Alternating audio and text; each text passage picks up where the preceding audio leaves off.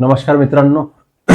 Chemistry झाले सोपे सोपे या सत्रामध्ये आपले बोलणे चालू होते आणि केमिस्ट्री महाराष्ट्रातील विद्यार्थ्यांना, जे नॉन सायन्स बॅकग्राऊंडचे विद्यार्थी आहेत, त्यांना सोप्यात सोप्या भाषेत कसं समजून सांगता येईल याचा माझा अट्टहास आहे.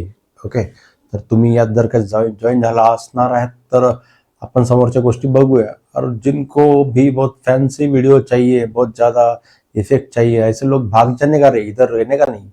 ओके, आत्ताच कल्टी मारून घ्या. समोरच्या गोष्टी खूप वेगळ्या आहे. Because chemistry is different subject and I don't want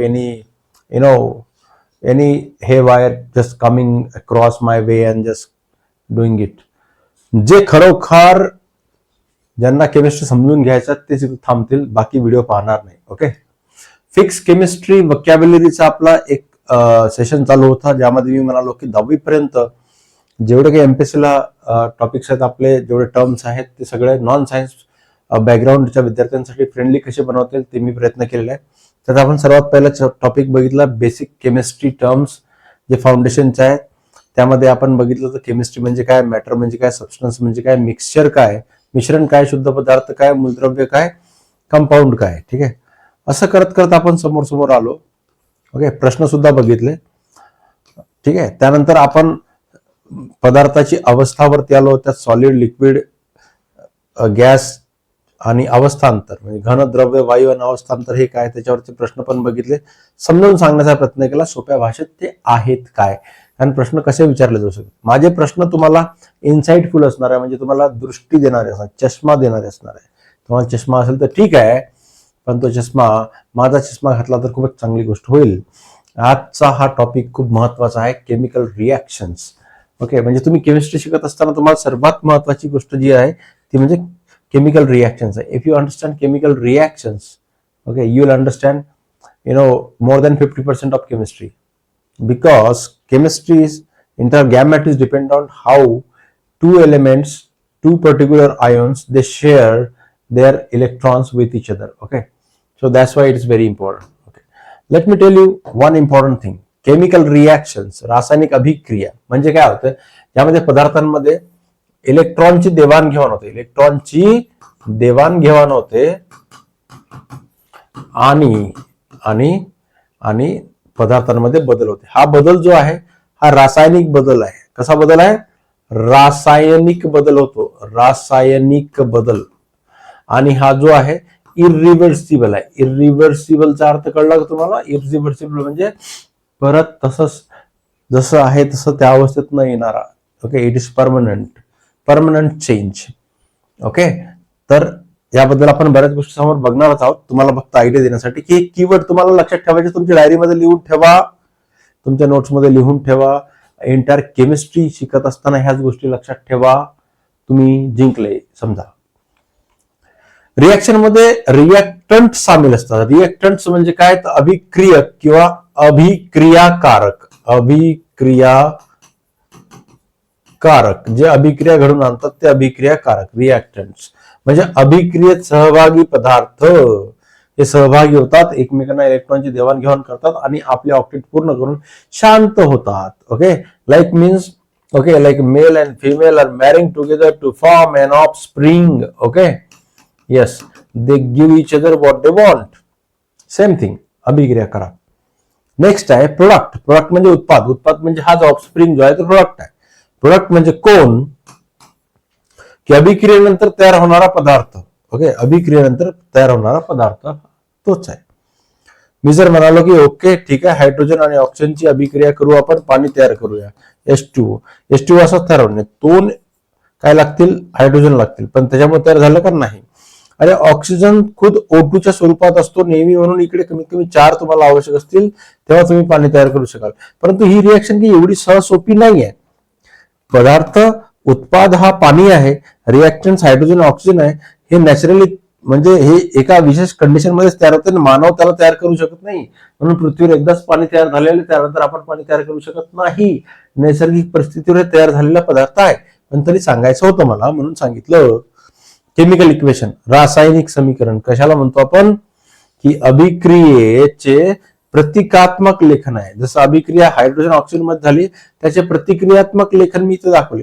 फक्त हायड्रोजन आणि ऑक्सिजन मिळाला म्हणजे H2O तयार झाला का, किंवा इथं 2 हायड्रोजन तयार केले म्हणजे झाला का, नाही. प्रतिकात्मक, प्रतीक काय, O2 त्याच्या मॉलिक्युलर फॉर्म मध्ये असतं, हायड्रोजन त्याच्या एकदम ॲटॉमिक फॉर्म मध्ये असतो. पण मग त्यासाठी 2 हायड्रोजन आणि 2 ऑक्सिजन एकत्रित जर केले तर आपल्याला माहित पडेल इथं एका ऑक्सिजनला 2 हायड्रोजन लागतात, म्हणून 4 हायड्रोजनची आवश्यकता आहे. एका ऑक्सिजनला 2 हायड्रोजनची आवश्यकता असते, म्हणून 4 हायड्रोजन 2 ऑक्सिजनसाठी आवश्यक आहे, म्हणून H2O फॉर्म होऊ शकतो. हे प्रतिकात्मक लेखन आहे, त्याला केमिकल रिएक्शन म्हणतो, केमिकल इक्वेशन म्हणतो. समोर येईल बॅलन्स्ड रिएक्शन कशाला म्हणावे, ज्याच्यात अणूंची संख्या म्हणजे रिएक्टंट्स मध्ये, रिएक्टंट्स जे आहे, reactants is equal to product. Okay, काय याच्यामध्ये ॲटॉमिक म्हणजे नंबर्स ऑफ ॲटम, अणूंची संख्या म्हटलं ना, नंबर्स ऑफ ॲटम्स जे आहे, अणूंची संख्या ही सारखी असली पाहिजे. ओके, तेव्हाच कुठेतरी प्रोडक्ट जस्टिफाय होतो, त्याला आपण बॅलन्स रिएक्शन म्हणत असतो. आता दाखवलं तुम्हाला मी कसं होऊ शकते ते. ओके, मग हेच समजून घ्यायचं तुम्हाला through out the studies of chemistry. आता प्रश्न बघा काय म्हणतो की रासायनिक समीकरण संतुलित करण्यामागील मुख्य कारण कोणते. मुख्य कारण विचारलं त्यांनी.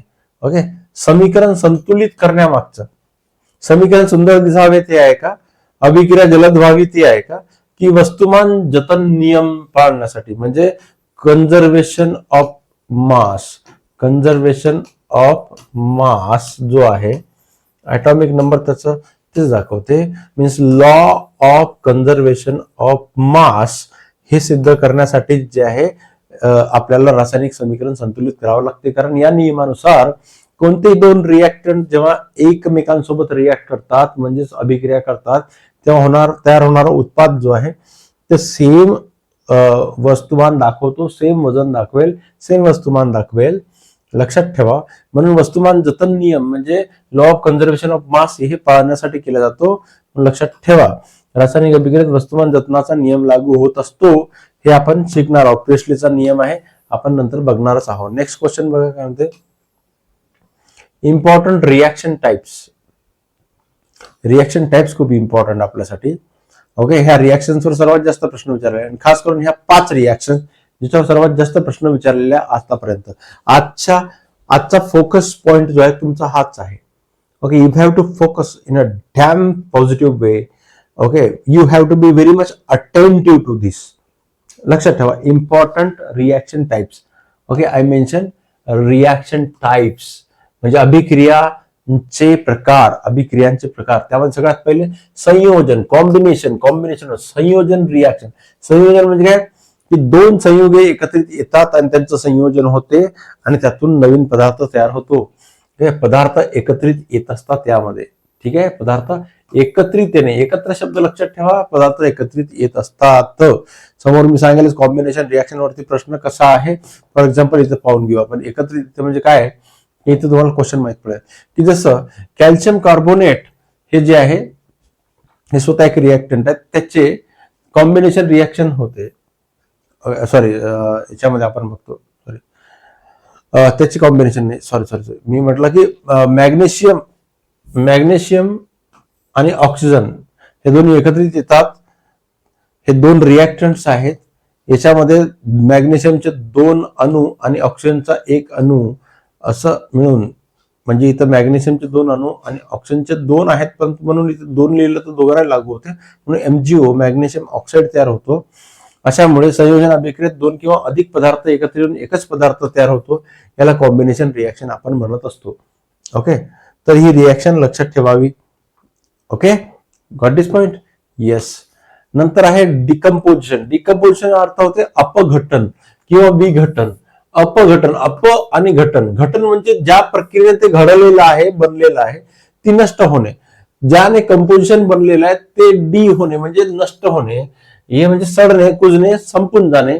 एक पदार्थ तुटून जातो, त्यामध्ये कोणते पदार्थ तो तुटून जातो, त्याची रिएक्शन काय आहे, ती रिएक्शन काय. डिकम्पोजिशन म्हणजे सडणे, तुटणे, फुटणे, गळणे. त्यातून म्हणजे एक पदार्थ वेगळा पदार्थ विभाजित होऊन जाईल किंवा तो तुटून जाईल. म्हणजे हे कसं होईल? दुसरं इथे उदाहरण दिलं मी डिकम्पोजिशनचं. इथे डिकम्पोजिशन उदाहरण आपल्याकडे म्हणते बी हा उदाहरण आहे. हे एक्झाम्पल्स आहेत त्याचे. जसं कॅल्शियम कार्बोनेट एक पदार्थ आहे, चुना ज्याला म्हणतो आपण किंवा चुनखडी म्हणा. त्याचे कॅल्शियम ऑक्साईड आणि कार्बन डायऑक्साईड या दोन घटकामध्ये ते तुटून जाते आणि ते वेगवेगळं होऊन जाते. जेव्हा हे दोघांना जर एकत्र रिव्हर्स केलं आपण तर हे तेच एकत्रित येणारे रिएक्शन बनवू शकते, जे पहिली कॅटेगरी होती आपली. ठीक आहे. यस, संयोजन अभिक्रिया ज्याला म्हणतो, कॉम्बिनेशन. इथं डिकम्पोजिशन झालं म्हणजे काय? तर मूळ पदार्थ जो आपल्याला दिसतो, ज्याचे आपण व्याख्यान करतोय, त्याचे दोन वेगळ्या भागात तुटून रूपांतरण होणे. कॅल्शियम ऑक्साईड आणि कार्बन डायऑक्साईड हे CaCO3 विघटन झालेले दिसते. इथं विघटन प्रक्रिया दिसते. ओके, लक्षात ठेवा. म्हणून अपघटन किंवा विघटन प्रक्रियेत एकच पदार्थ तुटून दोन किंवा अधिक पदार्थ तयार होतात. हे त्याचं बेस्ट एक्झाम्पल आहे. हे तुम्ही लक्षात ठेवावे. Okay, yes. तिसरी गोष्ट डिस्प्लेसमेंट आहे. डिस्प्लेसमेंटचा अर्थ म्हणजे काय? विस्थापन करणे. विस्थापन म्हणजे एखाद्याची स्थान हटून दुसरे स्थान तयार होणे किंवा एखाद्याला त्याच्या स्थानावरून काढून टाकणे. एक व्यक्ती दुसऱ्या व्यक्तीला त्याच्या स्थानावरून कसं काढू शकतो? असंच काढू नाही शकत. पहिला व्यक्ती जो त्याला स्थानावरून काढतोय दुसऱ्या व्यक्तीला, तो खूप स्ट्रॉंग असायला पाहिजे. ओके, म्हणून जो खूप अभिक्रियाशील आहे, जो खूप रिॲक्टिव्ह आहे, खूप स्ट्रॉंग आहे, असा एक पदार्थ दुसऱ्याला त्याच्या जागेवरून हटवत असेल तर डिस्प्लेसमेंट रिॲक्शन होईल. Okay, how can you pursue this? Okay, हे कसं तुम्ही बघू शकता? हे पॉलिटिक्स मध्ये बघा, जीवनामध्ये बघा, कोणत्याही उदाहरणामध्ये बघा. डिस्प्लेसमेंट रिॲक्शन मध्ये तुम्हाला हे खूपच चांगल्या प्रकारे दिसेल की इथे झिंक हा रिॲक्ट करतोय कॉपर सल्फेट सोबत, CuSO4 सोबत. कॉपर सल्फेट म्हणतात त्याला, झिंक. हा, परंतु कॉपर आणि झिंक हे दोन असे स्वतंत्र मूलद्रव्य आहे ज्यामध्ये झिंक जो आहे जास्त पॉवरफुल आहे कॉपरपेक्षा. ओके, म्हणून त्याने झिंक सल्फेट तयार करून टाकलं आणि कॉपरला वेगळं करून टाकलं कॉपर सल्फेट पासून. ओके, एकाची जागा दुसऱ्याने घेतली म्हणजे one kicks other to displace. Okay, एकाने दुसऱ्याला लात मारून हाकलले. एका दांडग्याने दुसऱ्या दुबळ्याला म्हणू शकतो, दुबळ्याला ओके लाथ मारून हटवले. ओके, ही रिॲक्शन जी आहे तर आपण म्हणू शकतो डिस्प्लेसमेंट रिॲक्शन किंवा विस्थापन अभिक्रिया. हे तुम्ही लक्षात ठेवावी, याला विसरता कामा नये. ओके, हिअर डिस्प्लेसमेंट झाली. ऑक्सिडेशन आणि रिडक्शन मध्ये एकदम साधा गोष्टी आहे, दोन्ही एकत्रित कंबाईन समजून सांगतो. ऑक्सिडेशनचा अर्थ जिथं ऑक्सिजन मिळवलं जातं, ऑक्सिजन प्राप्त होतो. रिडक्शनचा अर्थ अपचयन होते. ओके, म्हणजे ऑक्सिजन त्यातून गमावला जातो, ऑक्सिजन कमी होऊन जातो रिॲक्शन मधून. ओके, लक्षात ठेवा, रिएक्टंट पासून तो हरवला जातो. म्हणजे हे रिएक्शन कशा घडतात इकडे बघूया आपण. याला तुम्ही रिपीट करून बघू शकता किती वेळा. ओके, तर इथे चौथी ऑक्सिडेशन रिॲक्शनची गोष्ट मी तुम्हाला इथे सांगतोय.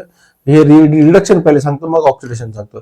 ओके, ऑक्सिडेशन आधी सांगतो, काही प्रॉब्लेम नाही आहे, तुम्ही काही प्रश्न गमावू नये म्हणून. ऑक्सिडाइज म्हणजे ऑक्सिडाइज झालं म्हणजे ऑक्सिडेशन रिएक्शन झाले. बघा इथं काय होतं, तुम्हाला खाली प्रक्रियेत काय दिसते? अभिक्रियेत कोणते पदार्थ ऑक्सिडाइज झाले हे दिसते. ओके, लक्षात ठेवा, ऑक्सिडीकरणाची रिएक्शन आहे. उत्तर त्याचं ए आहे. हे रिएक्शन तुम्हाला खाली दिसते. Zn + CuO म्हणजे कॉपर ऑक्साईड. ओके, हे दिसतंय. ZnO हा पदार्थ तयार झाला, इथं दिसतोय. ZnO पदार्थ तयार झाला आणि Cu जो आहे तो वेगळा झाला.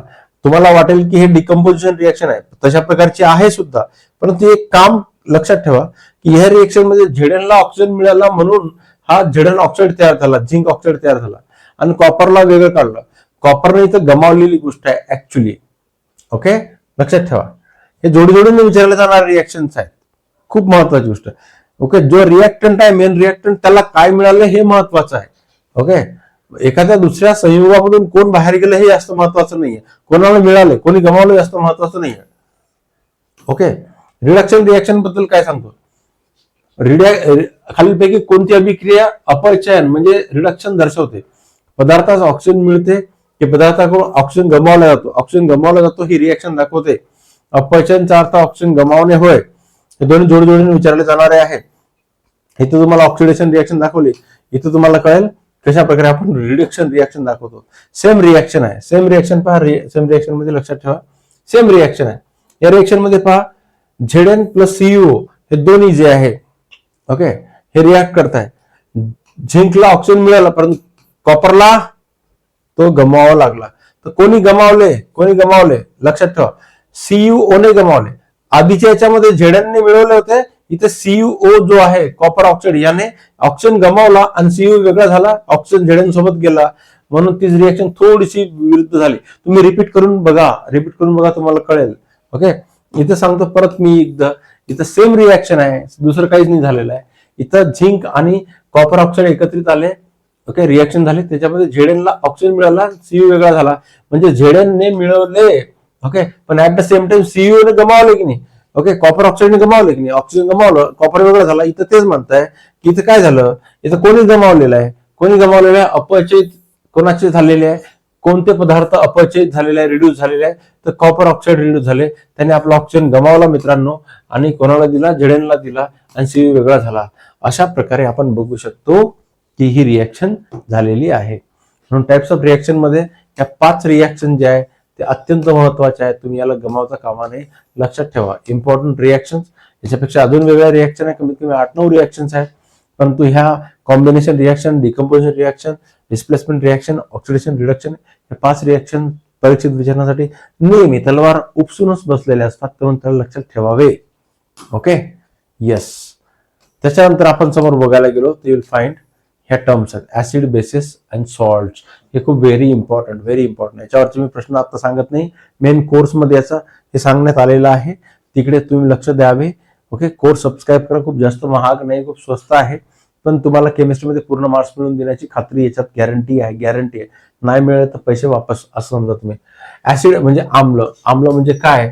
आम्लाची चव आंबट असते त्याच्यामुळे जळजळ होते.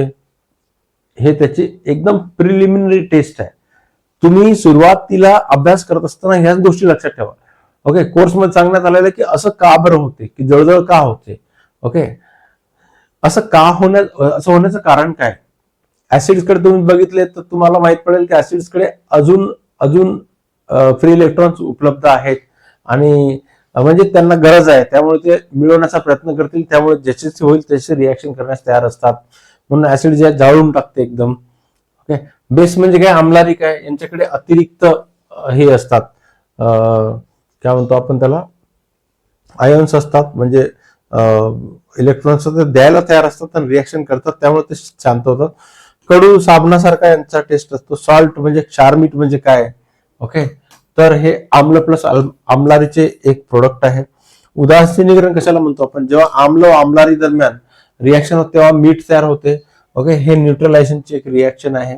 नेहमी लक्षात ठेवा.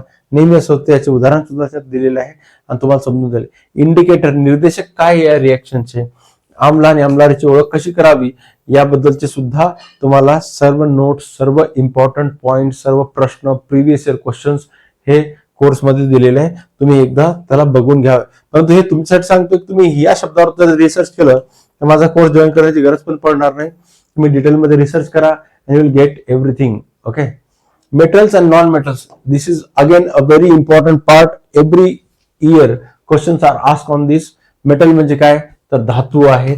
धातू म्हणजे ते चमकदार असतात आणि जे ऍक्च्युली काय करतात इलेक्ट्रॉन्स देत असतात. धातू नेहमी इलेक्ट्रॉन्स घेतात. अधातू नेहमी इलेक्ट्रॉन्स मिळवतात. ओके लक्षात ठेवा. यांचे केमिकल फिजिकल प्रॉपर्टीज डिस्कस करण्यात आलेले कोर्सेसमध्ये ते कशा करतात. पण तुम्ही रिसर्च करायच्यावरती मेटल्स म्हणजे काय नॉन मेटल्स म्हणजे काय न चमकणारे. ओके हे घटक आहेत. अलॉय म्हणजे काय मिश्र धातू 2 किंवा अधिक धातू किंवा अधातू मिळून तयार झालेले पदार्थ म्हणजे अलॉय झाले. तुम्ही काही म्हणा त्याच्यामध्ये तुम्ही ब्रॉन्झ म्हणा. ओके ब्रॉन्झ जे आहे ते आहेच किंवा तुम्ही स्टील म्हणा. हे सगळे उदाहरण जे आहे पोलाद वगैरे सगळे अलॉयचे उदाहरण आहेत. गंज लागणे म्हणजे काय धातूंची झीज होत असताना ओके कोरोजन होत असते. कोरोजन म्हणजे काय तर हवामानातील काही घटकांची त्यांची रिॲक्शन होऊन त्यांची झीज होते, ते वेगळे पदार्थ तयार करतात. रस्टिंग म्हणजे काय? रस्टिंग खास करून लोखंडांचा होतो, गंज लागतो. गंजणे म्हणजे प्रक्रिया काय? हवेतील ऑक्सिजन आणि पाण्याच्या वाफेची रिॲक्शन होऊन त्यांचे वेगळ्या प्रकारचे पदार्थ तयार होणे. जसं मी म्हणालो Fe2O3 फेरस ऑक्साईड तयार होते. ओके, लोखंडाचे रूपांतरण लोखंडाच्या गंजात होते. ओके, हा. कार्बन आणि डेली लाईफ स्कीम केमिस्ट्री जी आहे त्याच्यामध्ये तुम्हाला पाहायला मिळेल. कार्बन हा खूप महत्वाचा घटक आहे, म्हणून कार्बनवरती जास्त प्रश्न विचारले जातात. ओके, जीवनाचा मूलद्रव्य हा. Okay, a very important element of life, याच्यावर प्रश्न विचारलेच जातील. मग ते हिऱ्याबद्दल असो, ग्रॅफाइट बद्दल असो, कार्बन बद्दल असो, कार्बनच्या बॉन्ड्स बद्दल असो. काय हायड्रोकार्बन्स हे संयुगे आहेत कार्बन तयार झालेले, कार्बन हायड्रोजनने. मग त्याच्यामध्ये एकदम लिव्हिंग मॉलिक्युल सुद्धा आले, बायो मॉलिक्युल्स, ज्याच्यामध्ये प्रोटीन्स आले, फॅट्स आले, कार्बोहायड्रेट्स आले किंवा इतर. ओके, अल्केन्स वगैरे आले, अल्डिहाइड्स वगैरे आले, किटोन्स वगैरे सर्व येतात. फ्युएल्स आले, फ्युएल मध्ये इंधन मध्ये ऊर्जा देणारे जे आहे हायड्रोकार्बन्स, त्यांचा विचार केला जातो. एलपीजी सारख्या गोष्टीवर प्रश्न विचारले जाते, सीएनजी वर प्रश्न विचारले जाते. All are asked in the exam. म्हणून मी जे तुम्ही माझे सर्व लेक्चर बघा, केमिस्ट्री झाले सोपेवरचे. सगळे शब्द तुम्ही स्वतः रिसर्च करा, स्वतः नोट्स बनवा. ओके, 6वी पासून 10वी पर्यंतचे पुस्तक वाचा, 12वी पर्यंत गेले तरी चालते, आणि डिटेल नोट्स बनवा. तुम्हाला कोर्स जॉईन करायची गरज नाही. जर तुम्हाला वाटते की नाही होत नाहीये तर कोर्स जॉईन करा. कोर्समध्ये तुम्हाला सगळ्या गोष्टी डिटेलमध्ये दिलेल्या असतील. दररोज एक लेक्चर त्याच्यामध्ये टाकण्यात येईल. तुम्ही इथून एका महिन्याच्या आतमध्ये पूर्ण केमिस्ट्री पूर्ण केलेलं असेल. ओके, एक्झाम यायला मे जून आहे, खूप वेळ आहे. तोपर्यंत तुमचा अभ्यास पूर्ण झालेला असेल. केमिस्ट्रीमध्ये एकही मार्क्स तुमचा जाणार नाही याची मी गॅरंटी घेतो. ओके, नाही झालं तर मला तुम्ही पर्सनली मेसेज करून सांगाल, मी तुमचे पैसे वापस करून टाकेल त्यामध्ये. ओके, हे ऍडव्हर्टाइजमेंट पण आहे, लेक्चर पण आहे. Thank you very much guys. You just look at it. This is very very important. Okay.